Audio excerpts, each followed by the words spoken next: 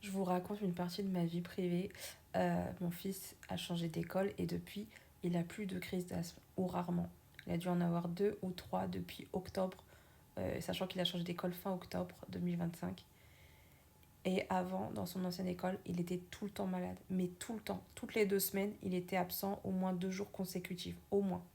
Et j'allais au docteur et le docteur constatait sa maladie, hein. Donc c'était vraiment vérifié.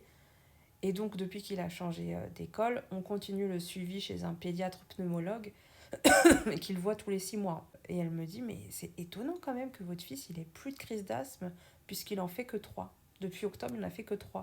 Avant, il en faisait une toutes les 2 semaines, voire une fois par mois quand c'était plus large.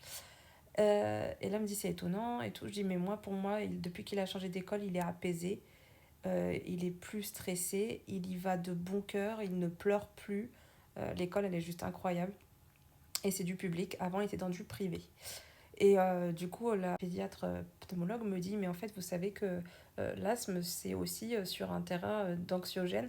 Il peut être développé, que ce soit adulte ou enfant, on peut développer l'asthme si on est sur un terrain anxiogène dans des lieux ou dans des situations.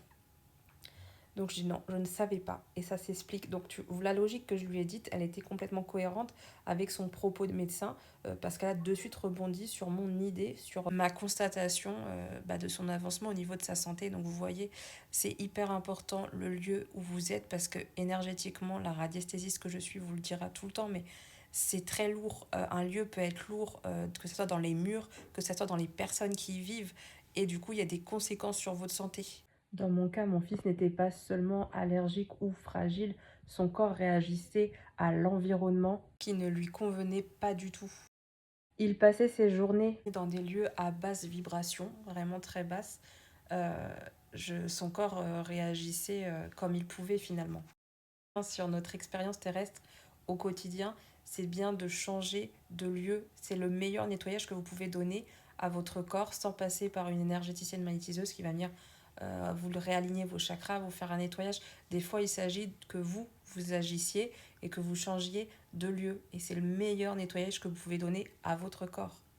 Donc, si vos enfants enchaînent des maux physiques inexpliqués, demandez-vous qu'est-ce qui bloque son énergie, qu'est-ce qui ne va pas et qu'est-ce qu'il peut bien vivre là où il est, dans son école, au centre de loisirs, chez la nounou ou que sais-je. Voilà, voilà pour la petite expérience parce qu'on en apprend toujours, même en étant dans l'énergétique. Et je trouvais ça cool de vous le partager parce que j'ai mon fils en crise d'asthme et ça m'y a refait penser. C'est vrai que cette histoire est loin derrière moi parce qu'on est tellement bien là où on est. C'est agréable d'avoir un enfant qui est content d'aller à l'école et qui ne vomit plus, qui ne se fait plus du mal.